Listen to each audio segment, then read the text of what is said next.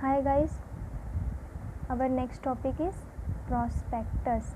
This is the third IMP document which is along with MOA and AOA registrar को देनी पड़ती है for registration. So prospectus होता क्या है, प्रॉस्पेक्टस का मतलब क्या है. अगर जनरली देखा जाए तो प्रॉस्पेक्टस एक टाइप का रिटन डॉक्यूमेंट होता है जो कि पब्लिक को इनवाइट करता है, ऑफ़र देता है, इनविटेशन टू ऑफ़र होता है कि वो आके हमारी कंपनी में शेयर डिबेंचर को परचेज़ करें. सो ये हो गई जनरल मीनिंग. लेकिन अब लॉ के मीनिंग में देखा जाए, डेफिनेशन इसकी जो दी है गई है section 2 subsection 70 of the company act 2013 में दी गई है. मैं उस डेफिनेशन को सिंप्लीफाई करने के लिए मैंने पॉइंट में डिवाइड कर दिया गया है. सो प्रॉस्पेक्टस का मतलब होता है एनी डॉक्यूमेंट, मतलब कोई भी डॉक्यूमेंट डिस्क्राइब्ड और इशूड एज अ प्रॉस्पेक्टस. ऐसा कोई भी डॉक्यूमेंट जिसको डिस्क्राइब किया गया हो कि प्रॉस्पेक्टस इसमें फ़ीचर है, या तो उसको प्रॉस्पेक्टस की तरह इशू किया गया हो. And it also include red herring prospectus. Red herring prospectus एक टाइप है प्रॉस्पेक्टस का. इसका मतलब डेफिनेशन सेक्शन 32 में दिया गया है. रेड हेरिंग प्रॉस्पेक्टस एक तरह का प्रॉस्पेक्टस है जैसे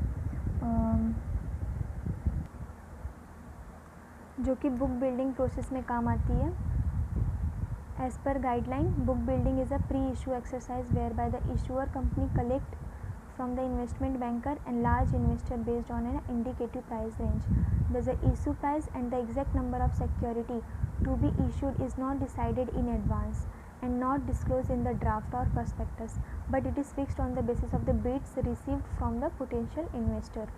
So red herring prospectus एक टाइप का prospectus होता है जिसमें क्वांटिटी यानी कि क्वांटम और प्राइस डिसाइड नहीं होती है, जो कि बिड के हिसाब से पोटेंशियल इन्वेस्टर लगाते हैं, उसके हिसाब से बाद में फ्यूचर में डिसाइड होती हैं. ये बुक बिल्डिंग प्रोसेस में यूज़ होता है.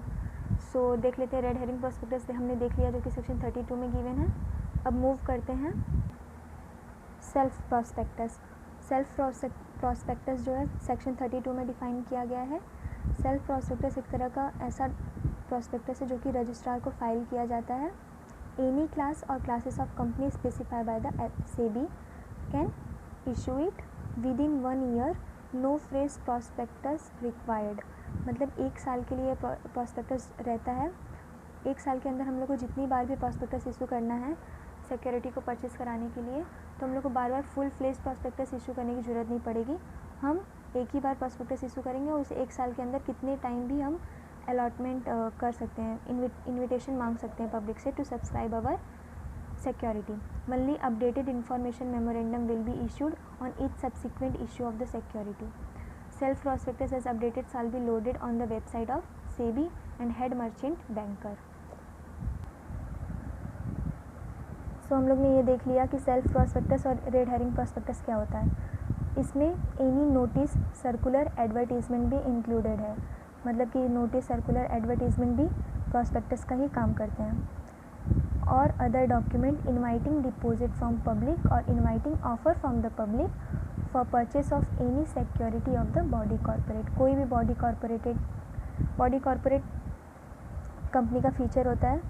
तो इस बॉडी कॉर्पोरेट की सिक्योरिटी को परचेस करने के लिए अगर पब्लिक को इनविटेशन दी जाती है कि ऑफ़र दिया जाता है या तो इनवाइट किया जाता है कि डिपॉजिट करो आओ मेरी कंपनी में, वो नोटिस, सर्कुलर, एडवर्टीजमेंट के फॉर्म में भी हो सकता है और वो कोई डॉक्यूमेंट भी हो सकता है जो कि लगे यहाँ प्रॉस्पेक्टस जैसा है, जिसमें 2 इम्पॉर्टेंट डॉक्यूमेंट प्रॉस्पेक्टस होते हैं, एक रेड हेरिंग, एक सेल्फ. सो ये हो गई summary of prospectus in detail. We understood it. If you have any doubt you can ask me in the comment section. I will definitely बताऊँगी मैं आपको डिटेल में अगर कुछ भी डाउट है.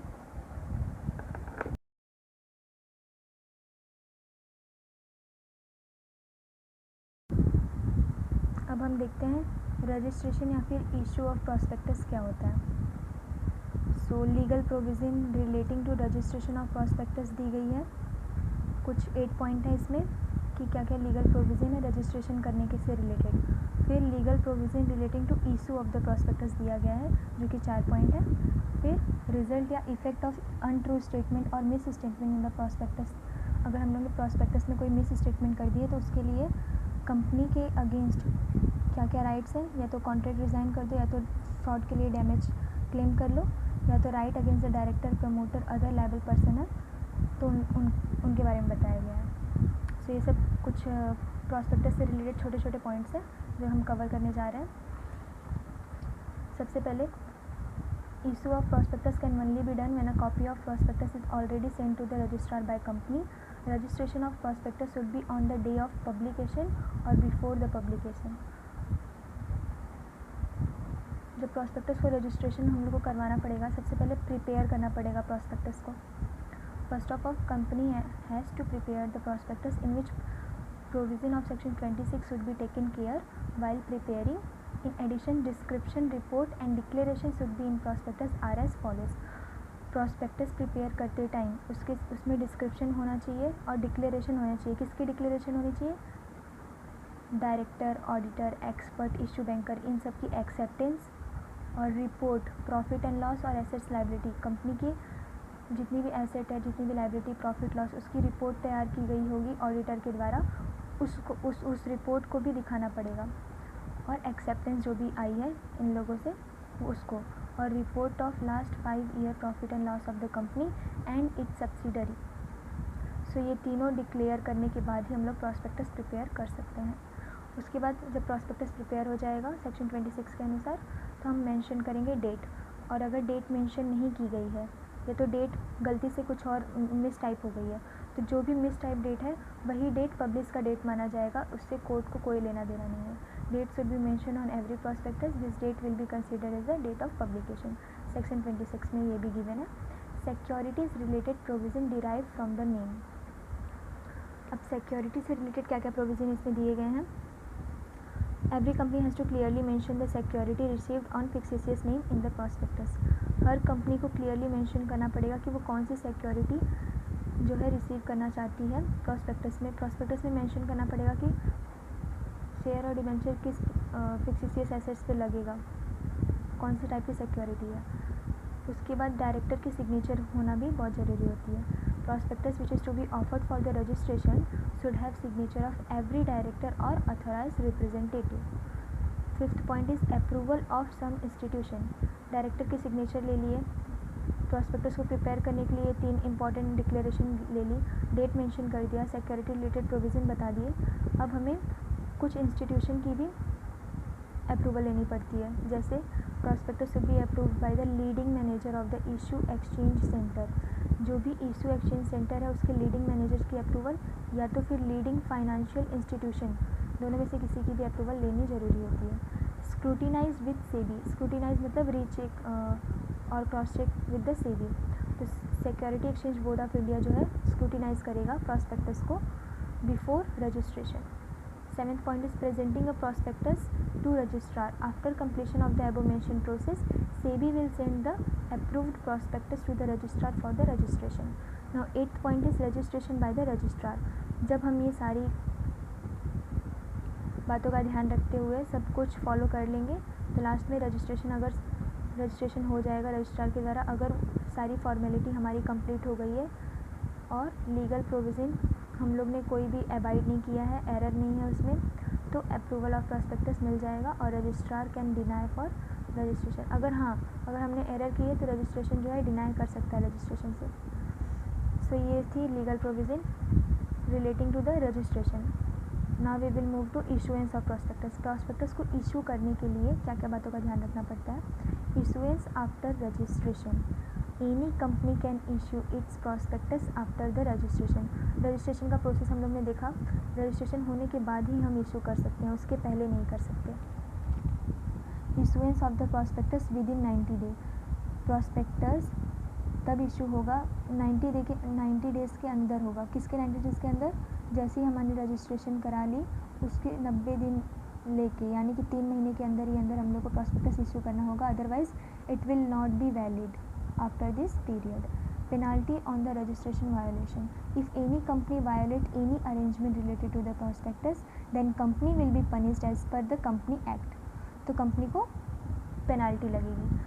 To give copy of prospectus on the application. If any person request for If any person requests for copy of the prospectus, then prospectus will be provided to him before subscription and offer end. तो copy of prospectus भी दिया जाता है specify face लेकर.